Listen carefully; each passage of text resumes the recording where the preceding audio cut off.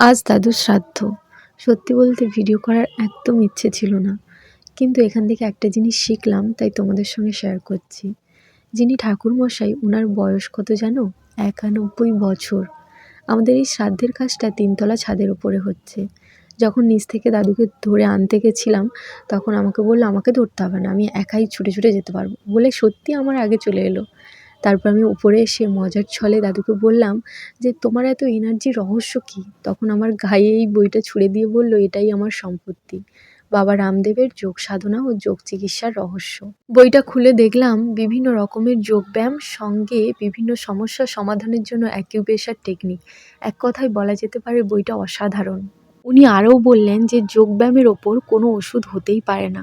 সত্যিই তাই, আমরা সবাই জানি এই কথাটা, কিন্তু কেউ অলসতার কারণে করি না। আমি তো দাদুকে দেখে ভীষণ ইন্সপায়ার্ড। আজ থেকে আমি শুরু করছি, তোমরাও শুরু করো ভালো থাকার জন্য।